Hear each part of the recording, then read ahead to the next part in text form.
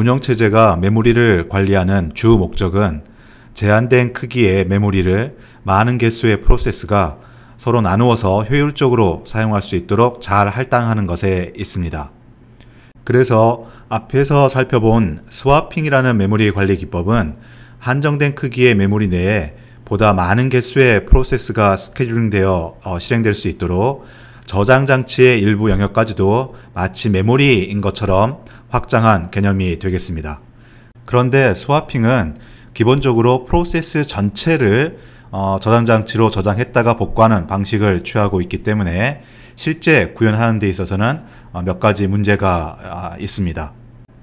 이것을 페이징이라는 메모리 관리 기법과 결합해서 보다 정교하게 설계한 것이 바로 가상 메모리라는 것이고요. 이러한 가상 메모리는 현재 대부분의 운영체제에서 기본적인 메모리 관리 기법으로 채택하고 있습니다. 여기서는 가상 메모리의 필요성을 다시 한번 살펴보고 그 가상 메모리의 특징과 그것이 동작되기 위한 주요 구형 기술들을 보다 상세하게 살펴보도록 하겠습니다. 운영체제는 컴퓨터 시스템의 하드웨어 자원을 보다 효율적으로 활용하기 위해서 CPU가 허용하는 한도 내에서는 가능한 많은 수의 프로세스를 동시에 실행해서 스케줄링 하려고 합니다. 그런데 많은 수의 프로세스가 동시에 실행되기 위해서는 모두 다 메모리에 적재되어야 되는데 일반적인 컴퓨터 시스템에서 하드웨어의 특성상 메모리라는 것은 많은 개수의 프로세스를 모두 수용할 만큼 충분하지 않는 게 일반적입니다. 그런데 각각의 프로그램들의 실행 행태를 가만히 살펴보니까 그 프로그램을 구성하는 모든 코드나 모든 데이터들이 항상 사용되는 것이 아니라 대부분의 경우에는 그 일부 부분만 사용되고 특수한 코드 부분은 거의 사용되지 않거나 어쩌면은 프로그램의 실행에서 끝날 때까지 전혀 사용되지 않는 경우가 있게 되는 것입니다. 즉 예를 들어서 특정한 오류가 발생했을 때 그것을 처리하는 코드라든가 또 우리가 약간 보수적으로 선언을 해서 매우 크게 만들어진 데이터 영역 이 등등에 대해서는 프로그램 실행 시 항상 필요한 게 아니라는 것이죠. 그래서 프로세스의 전체 메모리 영역 중에서 자주 실행되거나 혹은 지금 현재 실행되는 데 필요한 코드나 데이터 부분만 메모리에 적재하고 나머지는 저장 장치에 따로 모아두게 된다면 적은 크기의 메모리를 가지고서도 보다 많은 개수의 프로세스를 실행할 수 있을 거다라는 아이디어가 나오게 된 것입니다. 이것이 바로 가상 메모리가 필요하게 된 배경이며 또 가상 메모리를 구현하는 기본적인 원리가 되겠습니다.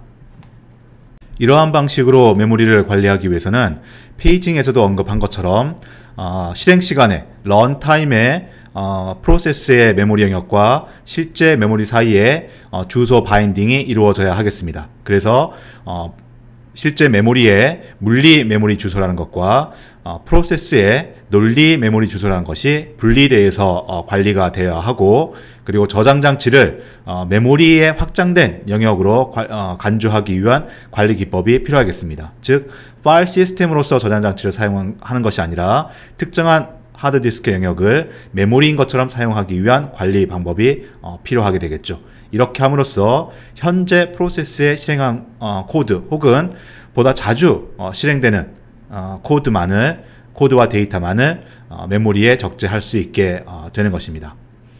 이것을 구현하는 기술이 바로 요구 페이징, 디맨드 페이징이라는 것이고요. 이름에서도 보는 것처럼 이것은 앞에서 배운 페이징의 약간 변형된 형태를 띠고 있는 기술이 되겠습니다. 이 그림은 가상 메모리의 구조와 동작을 아주 개략적으로 보여주고 있는데요. 왼쪽 부분을 보시면은 이미 여러분이 페이징에서 살펴본 메모리 관리 기법이 그대로 표현되어 있음을 알 수가 있을 것입니다. 즉 각각의 프로세스들은 자신의 논리 주소 공간을 가지게 되고 논리 주소 공간을 구성하는 각각의 페이지는 페이지 테이블을 통해서 각 페이지가 실제 메모리에 어디에 저장되어 있는지를 가리키게 되겠습니다. 이때 가상 메모리 기법이 페이징과 같이 결합하게 되면은 일부 페이지는 실제 메모리 안에 있지만 그 중에 일부 페이지는 메모리 안에 있지 않고 이게 가상 메모리인 저장 장치 안에 존재하게 되는 것입니다. 그리고 필요에 따라서 실제로 그 해당하는 이 논리 주소의 페이지의 데이터나 코드가 접근되면 그때 비로소 저장 장치에 있는 내용을 메모리로 읽어 드리게 되고, 또 이때 공간이 부족하다거나 또 오랫동안 사용하지 않는 논리 페이지가 있으면 그것을 저장 장치로 내려보내서 메모리의 빈 공간을 확보하는 것, 이것이 바로 가상 메모리가 동작하는 기본적인 원리가 되겠습니다. 그리고 우리가 지금까지 프로세스의 주소 공간이라고 했던 논리 주소라는 것은 가상 메모리를 얘기하면서부터는 가상 메모리 주소라고도 얘기를 하는데, 가상 주소라고 얘기하는데, 앞에서도 한번 언급했던 것처럼 이러한 가상 주소라는 것은 실질적으로 논리 주소와 동일한 것입니다. 다만 우리가 가상 메모리를 얘기하고 있으니까 그때는 프로세스의 가상 메모리라고 지칭하게 되는 것입니다. 이러한 가상 메모리는 말 그대로 가상적으로 메모리의 크기를 확장한 기술이 되기 때문에 더 많은 프로그램을 동시에 스케줄링하여 프로그램을 실행할 수 있는 장점이 생기게 됩니다. 그리고 이것을 구현하기 위해서 프로세스의 가상 주소와 실제 메모리의 물리 주소를 구분하여 관리하고 있기 때문에 각각의 프로세스는 실제 물리 메모리의 크기와는 관계없이 자신의 큰 가상 주소만큼의 메모리를 가지고 있다라고 전제하고 프로그램을 만들 수 있게 되겠습니다. 그래서 프로그래밍 제약이 많이 해소가 되는 또 장점이 있게 되는 것이죠. 그리고 이 가상 메모리라는 것은 앞에서 얘기한 기본적인 스와핑이라는 아이디어를 좀 더 정교하게 설계한 것이기 때문에 스와핑에서 프로세스 전체를 저장 장치로 저장했다가 복구하는 이러한 컨텍스트 스위치 오버헤드를 비교적 적게 줄일 수 있는 또 장점도 가지게 되는 것입니다. 앞에서도 언급한 것처럼 이제 가상 메모리를 우리가 다루게 되면서부터는 프로세스의 메모리 공간을 가상 주소 공간이라는 말로 얘기할 텐데요. 이것은 실질적으로 지금까지 쭉 써왔던 프로세스의 논리 주소 공간이라는 것과 똑같다라고 이해하시면 되겠습니다. 다만 명칭만 가상 주소라고 얘기한다는 것이죠.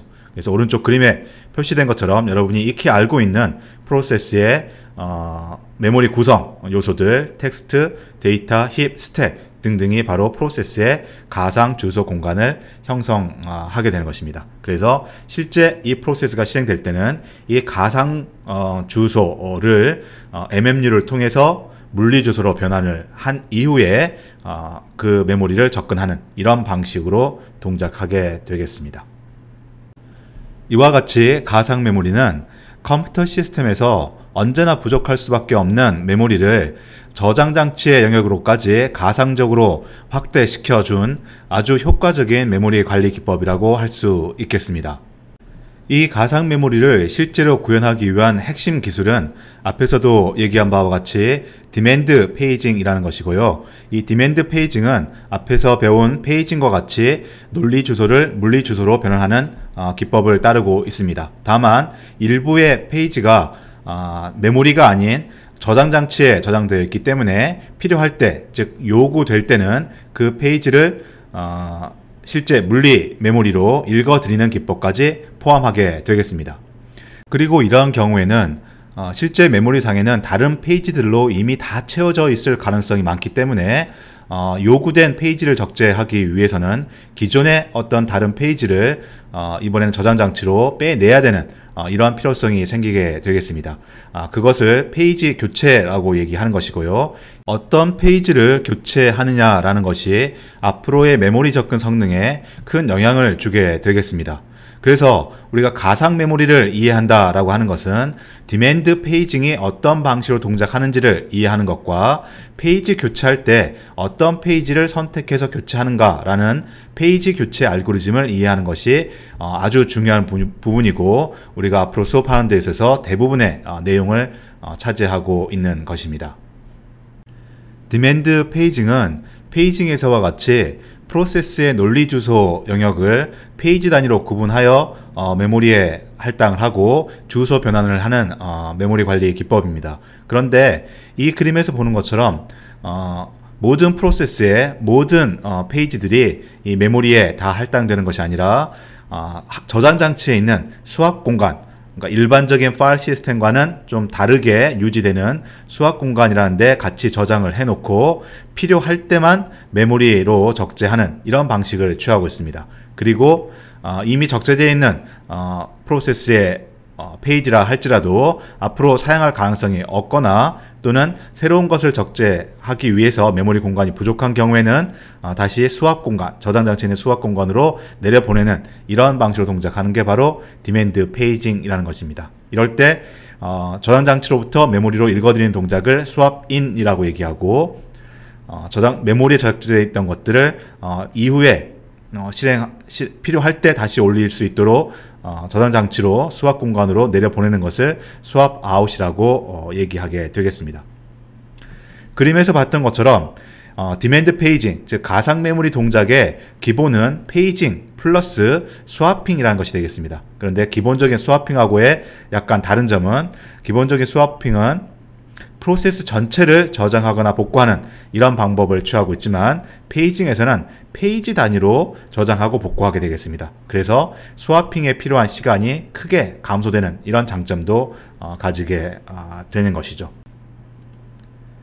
디맨드 페이징의 동작을 조금 더 구체적으로 이해하기 위해서는 페이징과의 차이점을 살펴볼 필요가 있는데요. 그 차이는 페이지 테이블에서 제일 먼저 찾아볼 수가 있겠습니다. 페이징에서는 프로세스의 모든 논리 페이지들이 메모리에 적재되어 있기 때문에 페이지 테이블은 그 페이지들이 각각 저장되어 있는 프레임 번호만을 포함하고 있으면 되었습니다. 그런데 디맨드 페이징에서는 일부 페이지는 메모리에 적재되어 있고 또 일부 페이지는 메모리가 아닌 저장 장치에 있을 수 있기 때문에 그것을 구분하는 정보가 같이 포함되어야 하겠습니다. 그것이 바로 밸리드, 인밸리드 비트라는 것이고, 밸리드 상태로 마크가 되어 있으면 해당하는 페이지가 메모리 안에 있다라는 것이고, 기존 페이지과 똑같아지는 거죠. 그리고 이게 밸리드 비트가 인밸리드 값을 가지고 있게 되면은 실제 메모리에는 없고 저장 장치에 수압 공간 어디에인가 있다라는 것을 의미하게 되겠습니다. 이 그림에서 보는 것처럼 페이지 테이블은 프로세스의 논리 주소 공간을 이루고 있는 페이지들이 실제 물리 메모리에 어디에 저장되어 있는가라는 프레임 번호를 담고 있는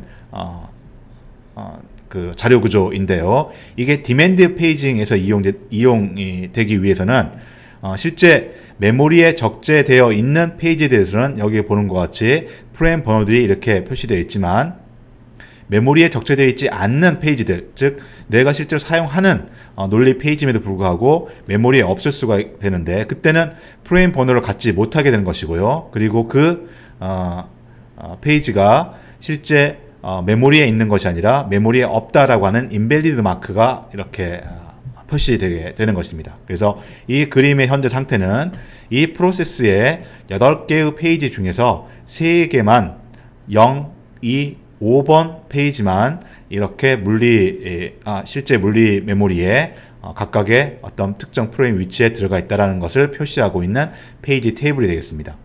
이러한 상태에서 만약에 프로그램이 계속 진행하다가 B번, 두 번째 1번 페이지에 대한 어떤 데이터 접근이 필요하게 되면은, 기존에는 1번 페이지를 인덱스로 해가지고서 페이지 테이블을 찾아가면은 언제나 프레임 번호가 적혀져 있었고, 그 프레임 번호를 가지고서 바로 메모리를 접근할 수 있었지만, 이 경우에는 먼저 밸리드인지 인밸리드인지를 먼저 확인을 하고, 이게 만약에 인밸리드라면은 메모리에 있지 않은 것이기 때문에 이 저장 장치의 수압 공간으로부터 해당하는 페이지 데이터를 읽어서 이 메모리의 어떤 특정 위치에 적재를 하고, 이 페이지 테이블의 위치를 그 프레임 값으로 변경을 해준 이후에 실제 프로세스가 메모리를 접근하게 되겠습니다.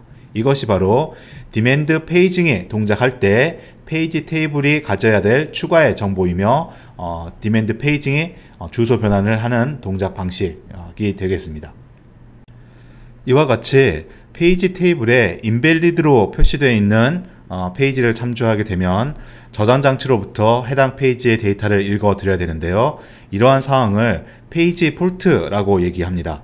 그리고 이것을 처리하기 위해서는 운영체제가 일종의 IO를 수행해야 되기 때문에 이 프로세스는 운영체제에게 페이지 폴트 인터럽트, 즉 페이지 폴트 트랩을 발생시키고 해당 프로세스는 IO가 끝날 때까지 기다리는 웨이팅 상태에 빠지게 됩니다. 그래서 새로운 스케줄링이 일어나게 되는 것입니다.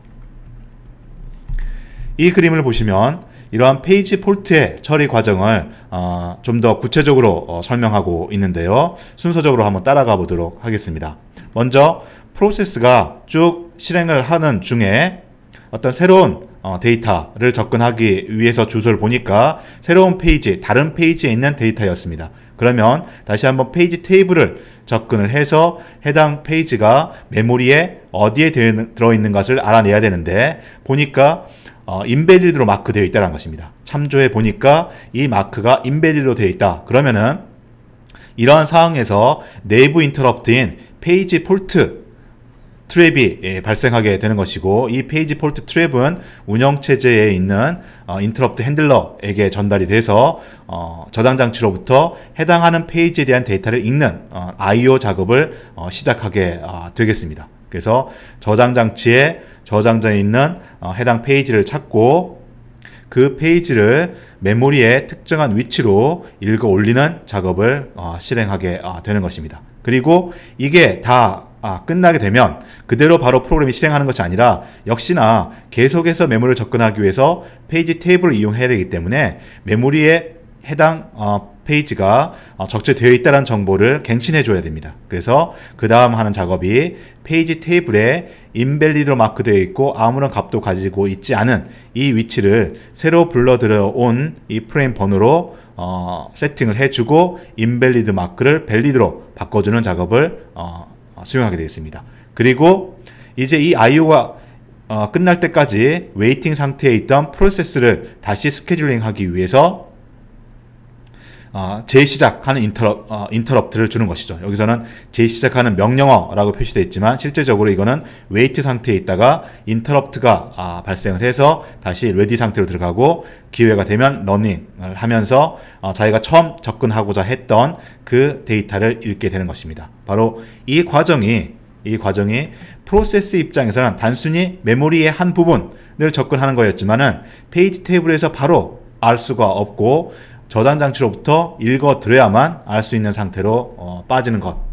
이것이 바로 페이지 폴트의 처리 과정이 되겠습니다.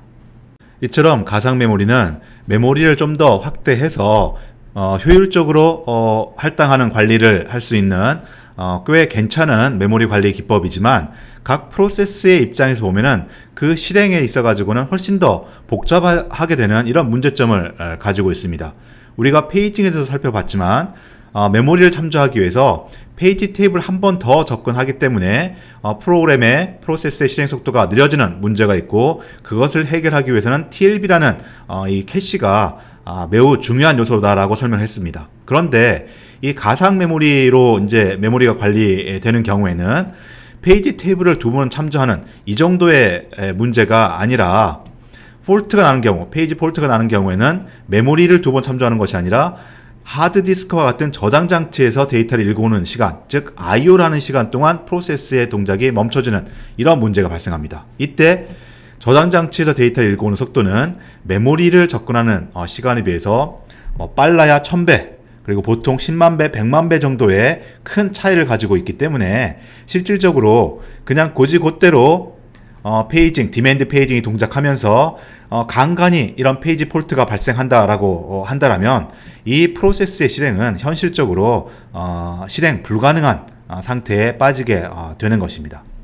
그래서 이런 디맨드 페이징을 통해서 가상 메모리를 구현할 때는 성능적인 요소를 매우 중요하게 생각하고 최적화를 시킬 필요가 있겠습니다. 그러면 먼저 이와 같이 디맨드 페이징을 하게 되면 실제 메모리 접근 성능이 어떻게 달라지는가 한번 우리가 이론적으로 간단한 수식을 통해서 분석해 보도록 하겠습니다. 이 수식은 앞에서 페이징을 할 때 페이지 테이블을 참조하는 시간을 줄이기 위해서 TLB를 썼는데 TLB를 이용해서 메모리를 참조할 때 각각의 메모리의 평균 접근 시간이 어떻게 되는가 계산했던 것과 거의 유사한 원리를 가지고서 메모리 참조 평균 접근 시간을 계산하는 수식이 되겠습니다.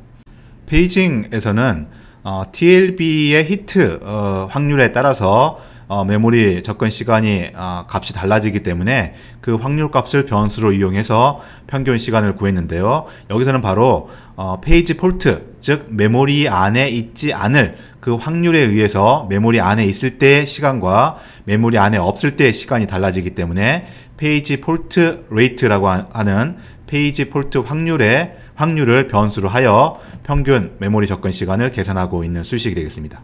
그래서 페이지 폴트가 나는 경우에는 메모리로부터 데이터를 읽어와서 접근하는 시간, 즉 페이지 폴트 타임만큼의 시간이 필요하게 되는 것이고요. 만약에 페이지 폴트가 아닌 경우에, 즉 1-p의 확률인 경우에는 메모리 접근 시간만 필요하다는 것입니다. 그런데 사실 이 메모리 접근 시간이라는 것은 이미 앞에 우리 TLB 얘기할 때 보면 이 안에는 다시 한번 TLB에서 히트가 날 때와 안 날 때 또 달라지는 좀 복잡한 수식이 되지만 여기서는 워낙 페이지 폴트 타임이라는 게 크기 때문에 이거는 그냥 TLB 이런 내용들을 다 뭉뚱그려 가지고 메모리를 접근한 시간이라고 얘기를 하고 있습니다. 그래서 어쨌든 내가 원하는 페이지가 메모리에 있는 경우 참조하는 시간과 메모리에 없는 경우 참조하는 시간을 메모리에 없는 확률 이것을 변수를 해가지고서 평균 시간을 계산하고 있는 것입니다. 그리고 이 페이지 폴트 타임이라는 것은 앞 그림에서도 보는 것처럼 여기서부터 인터럽트가 발생한 순간부터 인터럽트를 처리하는 시간, 그리고 이 디스크에서 찾는 시간, 읽어오는 시간, 다시 세팅을 하고 이 프로세스가 다시 재시작하는 시간까지를 포함하는 전체 시간이 되겠습니다.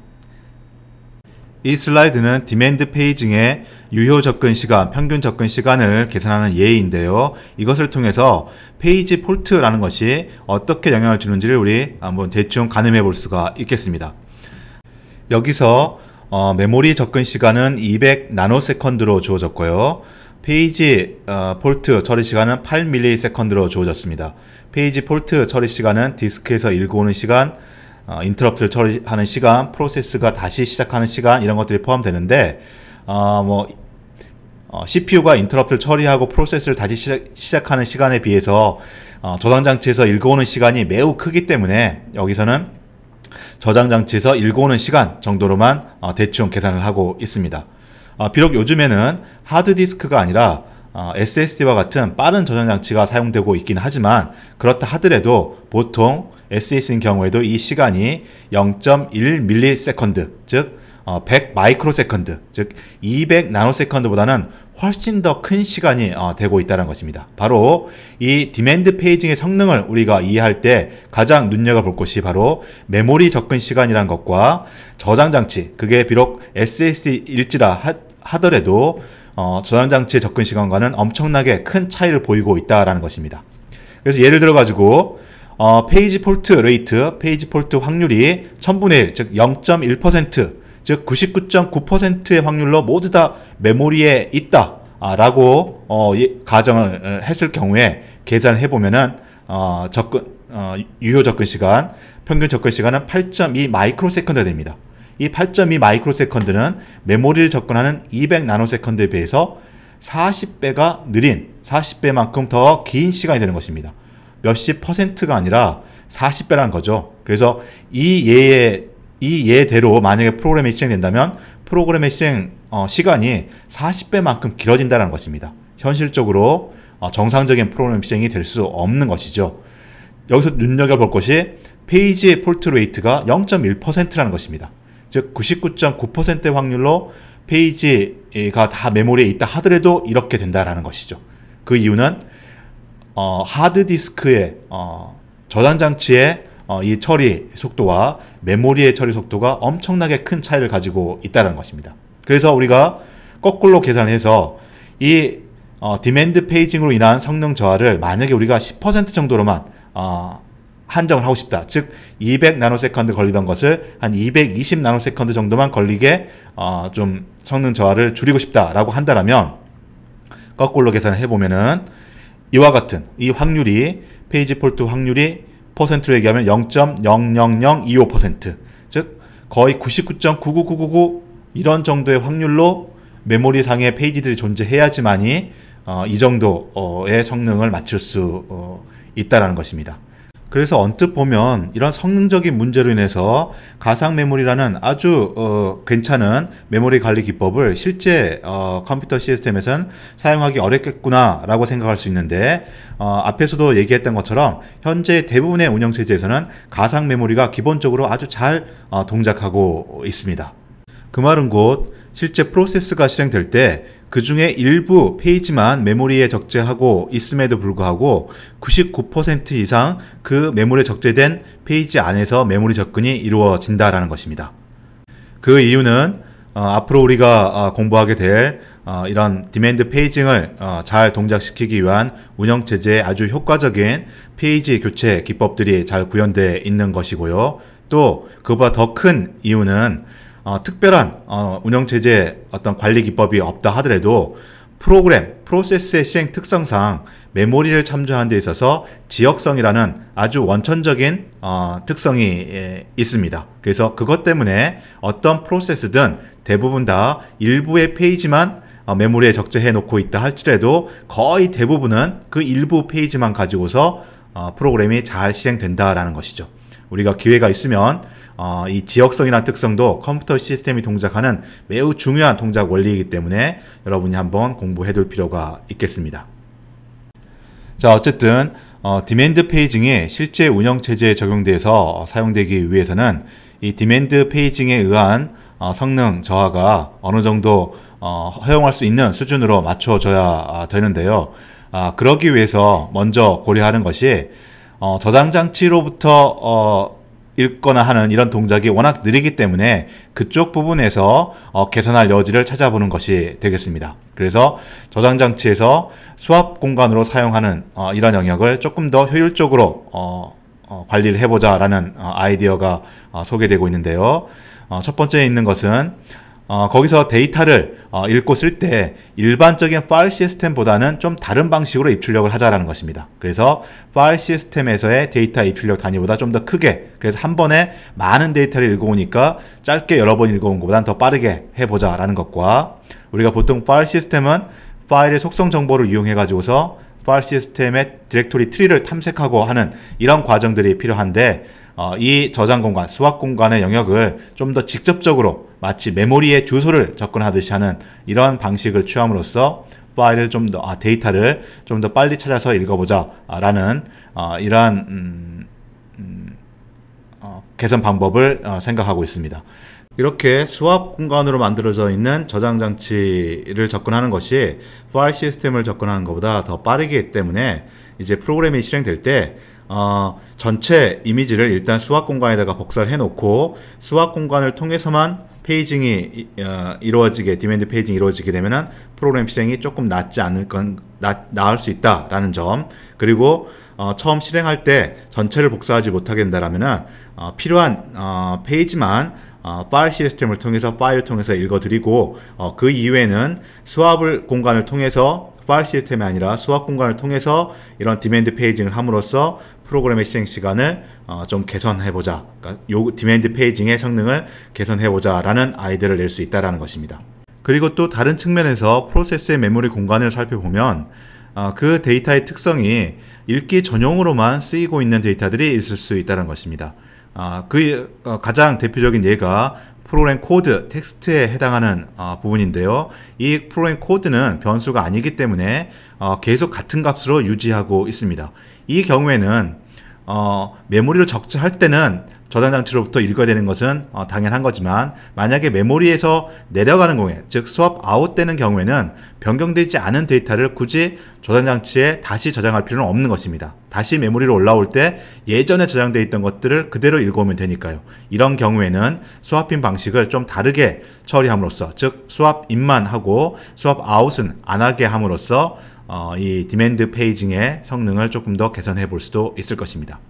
자, 이거 외에도 또 예를 들어 가지고 디맨드 페이징이기 때문에 실제 내가 메모리를 페이지를 접근할 때 이게 페이지 폴트가 나면 그때 저장장치로부터 읽어오는 게 기본이지만, 미리 앞으로 참조할 페이지들을 예측을 해서 페이지 폴트가 날 가능성이 있는 것들은 프로세스가 이미 이전에 다른 코드를 실행하고 있는 중에 백그라운드로 먼저 읽어놓는 이런 방식도 취할 수 있게 되는 것이죠. 그러면 또 디맨드 페이징의 실제 성능이 조금 더 개선될 수도 있을 것입니다. 그래서 워낙 저장 장치로부터 디맨드 해가지고 읽어오는 시간이 길기 때문에 실제 운영체제에서 이 가상 메모리를 연구하는 여러 사람들은 아주 다양한 방법으로 이 성능을 개선하려는 연구를 수행하고 있습니다. 그런데 아무리 많은 고려사항을 적용한다 하더라도 기본적으로 메모리의 속도와 저장 장치의 속도는 엄청난 큰 차이를 보이고 있기 때문에 그것들만 가지고는 디맨드 페이징의 성능이 우리가 원하는 만큼 될 수는 없고요. 가장 큰 키가 되는 것은 바로 페이지 폴트 레이트를 최소화하는 것입니다. 애초에 저장 장치로부터 읽을 필요성을 최소화해서 없애거나 줄여주면은 디맨드 페이징의 성능이 괜찮게 나올 수 있다는 것이죠. 그런데 페이지 폴트 레이트는 프로세스가 어떠한 패턴으로 메모리를 접근하느냐에 따라서 달라지기 때문에 운영체제가 임의로 그것을 조정하기는 불가능하겠습니다. 다만 앞에서 잠깐 언급한 것처럼 모든 일반적인 프로그램이라는 것은 그 자연적인 원리상 일정한 부분의 메모리를 더 자주 사용하는 지역성이라는 걸 가지고 있기 때문에 우리가 많이 신경 쓰지 않더라도 기본적인 페이지 폴트 레이트는 어느 정도 우리가 생각한 것처럼 50% 뭐 이런 식으로 1대1 뭐 이런 식으로 나타나지는 않고 꽤 낮은 페이지 폴트 레이트를 기본적으로 보여주고는 있습니다. 그럼에도 불구하고 이제 우리 운영체제의 입장에서 이 페이지 폴트 레이트를 더 줄여주기 위한 방법으로는 바로 페이지 교체 시에 어떤 페이지를 선택할 것인가 하는 효과적인 알고리즘을 설계하는 것인데요. 그 이유는 교체된 페이지를 프로세스가 다시 접근하게 된다면 또다시 페이지 폴트가 발생하기 때문입니다. 그래서 좋은 페이지 교체 알고리즘이라는 것은 미래에 프로세스의 페이지 접근 패턴을 잘 분석을 해서 사용할 가능성이 낮거나 사용하지 않을 페이지를 골라서 스왑 아웃 하는 것이 되겠습니다. 그래서 가상 메모리의 디맨드 페이징 성능을 개선하기 위해서는 페이지 교체가 어떻게 동작하는지를 잘 이해한 다음에 페이지 폴트 레이트를 최소화할 수 있는 페이지 교체 알고리즘을 설계하는 방법을 공부할 필요가 있겠습니다.